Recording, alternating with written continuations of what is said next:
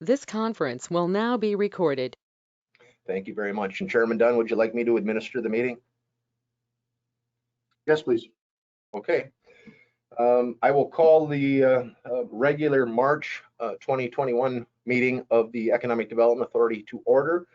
We do have a quorum assembled with members Johnson, Dunn, and Frederickson appearing on video, and then member Mike Favor has joined us via his phone.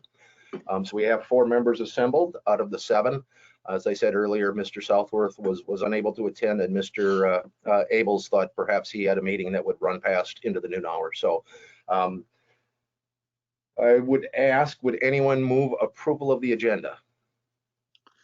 Ed will make a motion to approve. I'm going to go motion by Ed Johnson, second by Dunn. All in favor say aye. Aye. Opposed?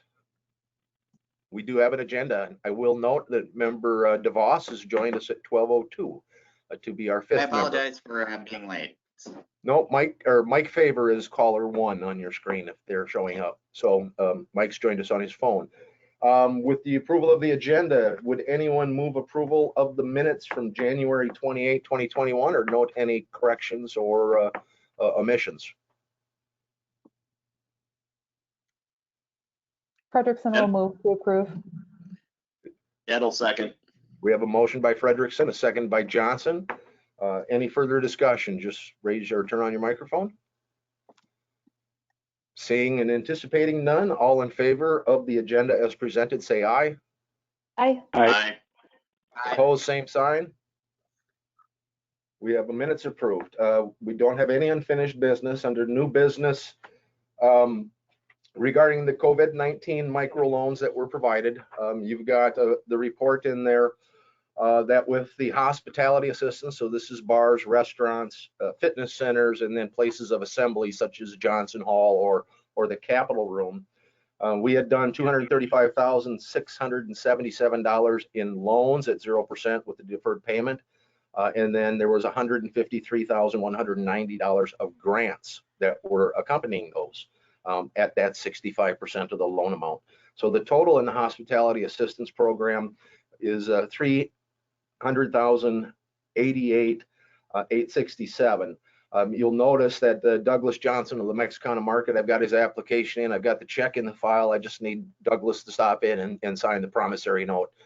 He has a lot of other business enterprises. One is he prepares taxes. So I'm guessing that is kind of taking up much of his time. But I've got his application, so he has got that submitted. I've also then, well, let's talk about the COVID microloans. These are the up to $10,000 at the 0%. These did not have a grant that accompanied those. We did a total of $306,612. You'll note that the St. Peter Community Child Care Center, I'm waiting for minutes that they're authorized to apply on behalf of the board, but we have $306,612. I also have an application that has been submitted, and it looks like they're going to qualify for about a $2,600 loan at 0%. So I've got his supporting information. I just need a signed copy of the application from him. It is my recommendation, and I will say that the City Administrator Prafke concurred, that we once again provide for an end date for the application of new loans. Activity is significantly slowed down, if not almost ceased, and I think we've got the majority of the funds distributed that would be distributed. I have prepared a resolution that would establish a loan closing at the end of business on March 31st. There's a resolution in there. Yes, there is. There is a resolution on page 7 and continues on page 8 that does provide that closure. I'd ask, is there any questions, or would anyone move the resolution as it's prepared? Michael, move. DeVos. We have a, Oh, good. I'm going to go I'll second. motion by Favor, second by DeVos, and now we'll go through with discussion, and we'll start with member Johnson. I have no questions. It sounds reasonable. People have had plenty of time. Member Dunn? I agree. I'm glad to see that a lot of people were able to take advantage of the program. But I think at this point, if people wanted to take advantage of it, they probably already have. So I think it's reasonable to conclude it. Thank you very much. Member Frederickson. I agree and echo everything that was already said. Thank you. Mr. DeVos. I have nothing to add either. Okay, Mike, Mr. Faber, anything to add? Yep, nothing. Okay, I will call the roll then. I will, all in favor of the motion as presented to close the program to do applications at the end of business on March 31st. And I will start with Member Johnson. Aye. Member Dunn? Aye. Member Frederickson? Aye. Member DeVos? Aye. And Member Faber? Aye. Motion carried. We will get that out on the website, and I'll also notify Ed at the chamber and ask that he help us get that worked out also. Thank you very much. The Central Business District ADA enhancement, these are the changes to doors, opening, adding door opener systems, the push button ones. Last year was our first round of applications. We funded 3 loan/grants. They're set up as a 15-year loan, but they don't have any payments. And if they maintain the improvement for the 15 years, then it is forgiven in its entirely, and there's no obligation on behalf of the borrower. We reauthorized that program for a 2021 cycle. I have a significant number, I will say 8 applications that do exceed the 28,000 and change that we have set aside to fund the program. So there will be successful applicants and there will be unsuccessful applicants in this round. It's a mixture of service businesses, offices, and retail. And a couple of them are going to require that they go to the heritage preservation because it is more than just adding that automatic door opener. So I would hopefully have those to you at your April meeting. I don't anticipate that the work would begin until perhaps even June, and that's kind of consistent with what we did last year. Had it set up for a summer installation program. But if this is successful, I would expect that we'd probably want to look to reauthorize it for 2022 and maybe address some of these that aren't going to get funded this year.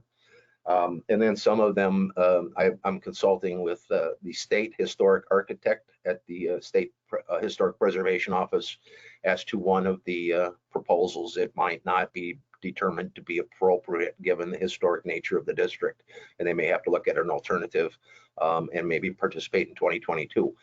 But if Ms. Weimers at the State Historic Preservation Office indicates that it's appropriate, I have that one as number 1 on the list. So as I said, I will be bringing those to you likely in April. Are there any questions? And if there are, you can just open your microphone. I think we can manage this. Seeing no one's microphone opening, we'll go on to item C. As our community continues to diversify, we find more diversity in the building or business owners. It's been suggested that perhaps we look at a Sharia compliant loan program. With the Muslim community, the Sharia law prohibits the payment of interest. And so I've been gathering some examples. The Southern Initiative Foundation in Owatonna has copies or a program, and I'm looking for some others. You do end up getting the dollars that would have been interest, but they're kind of repurposed as administrative fees. But I'm going to have some conversations with the Initiative Foundation and get a little bit more details on that. But I think this falls in line with the City Council's efforts to be more inclusive, and I think that can be in our lending practices also. On our Traverse Green, there are Sharia compliant mortgage products that are available from the federal government, according to ALI at the Southwest Minnesota Housing Partnership.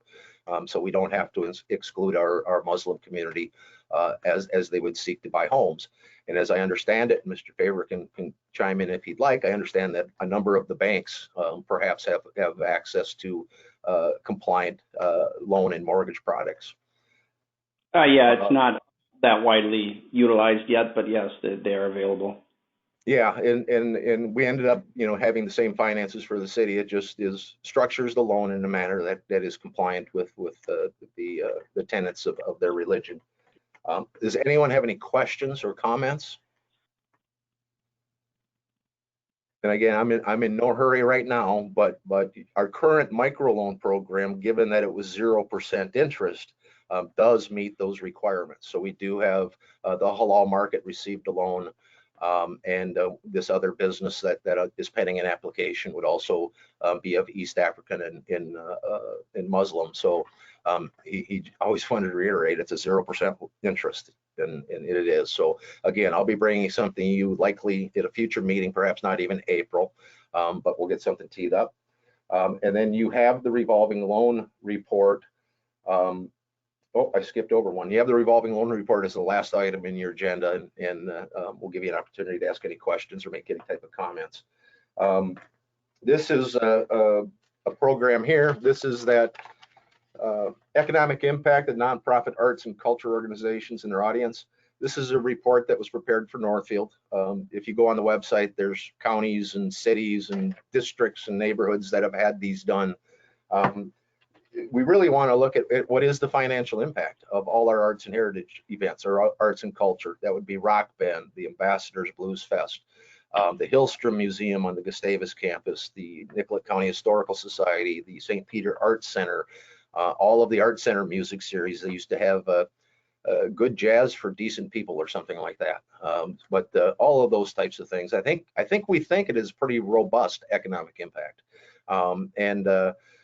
We'd like to be able to put some dollars and some figures together. So the request originally came to me from Ann Rosenquist-Fee at the Art Center and Jessica Becker at the Nicollet County Historical Society. And when they indicated that the cost of a study would be $1,750, I said I would attempt to assemble $1,750. Both organizations have been somewhat, perhaps even significantly impacted by the COVID situation and loss of funding and not having some program revenues that they'd had come in the past. So I'm preparing, and I am preparing to provide $584 from my departmental budget, so not from the loan programs, and it'll come out of my line item budget.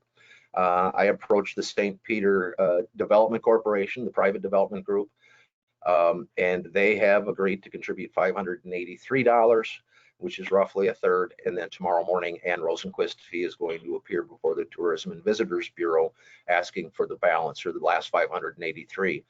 Ed Lee at the Chamber, who administers the Tourism and Visitors, said he is supporting that application, and he said that they have sufficient, more than sufficient funds to provide $583.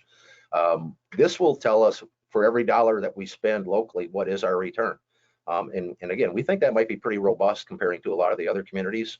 We would then use that as fundraisers as we go out and seek, as they go out and seek funding from various nonprofits or other organizations, and they can speak solidly as to what the economic impact they think that would enhance their ability to raise funds. I think it's always nice just to have that analytics, as they would say, which things are turning more and more to. I wanted to let you know, and once we have the study, it would be posted on the city's website. They post it on the Arts Center's website, share it widely with all the arts supporters and patrons and members of the various boards. Are there any questions regarding the study, or any questions as to the value of it? And again, just turn on your microphone if you want. I don't question the value. I'm curious how they go about the study. Well, there's already groups that are trying to assemble the roster of those that are involved. I mean, they look at every organization. So the Hillstrom Museum, the Art Center, the community choir, there's writers groups, there's other operations, then there's individual artists that work in all the different media, visual, textiles, clay, and they try to assemble a roster of every single one they can think of. And then they have focus group meetings and talk to them. And I'd expect we to receive a report very similar to the one that they did from Northfield. And if you had an opportunity to review that, again, I think the value is inherent if you look at that document, and if we can get that same type of information for St. Peter, I think we'd be well off for, again, I would consider it to be a modest expense of $1,750.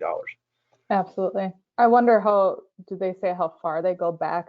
Actually, the thing I'm curious about is just right now, are they assessing like the prior 5 years? Do they assess the prior 10 years? Because obviously the last, year or two Yeah. is not a good reflection. Yeah, Ann Rosenquist has actually been the main contact with them, and she did mention that they are going to take that into account.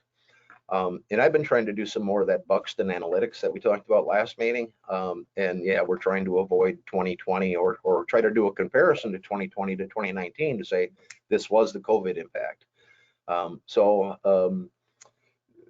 Yeah, I'm excited actually. It's months out for delivery, and I'm sure you got to get in a queue with the other communities that are looking to do this. But I think if you look at the communities, the counties that had one done, I think certainly they've found value in it. So, other questions or comments? Well, I guess I'd just like to say, sir, Russ, yes. I was just gonna say, I like to say that I like the input from other community organizations, or the fact that other community organizations are contributing to this as well. So, and even though they came to the city looking for the 1750, the fact that you're able to get other organizations tied in, I think is really beneficial to this process, to making it a community effort. So. And Mike's a member of the Development Corp, and they are always a strong partner of us. We've done a lot of projects with them. They've contributed. We did the spec building where Bet RX is back in the early 2000s. So they've been strong partners. I'm an ex officio member of that board. So Ed Lee and I attend as non-voting members. So, but thank you for your comments. Anything else? Now I'm going to say, are there any questions or that perhaps aren't related to an agenda item? Okay. If you saw McDonald's was on the ground. They knocked it down in about 3 hours, and they had it in a big pile. So, it went quick, and they're excited. Yeah, folks, I don't have anything else for the good of the cause, and I know your time is valuable. Would anyone be inclined to move the adjournment of the meeting? Ed will make a motion to adjourn. Motion by Johnson. Is there a second? DeVos will second. And a second by DeVos. All in favor of adjournment, say aye. Aye. Opposed? We are adjourned. Cindy, you can stop the recording. Thank you, everybody, for your time. Anticipate seeing you all in about a month. If not, well, I'll see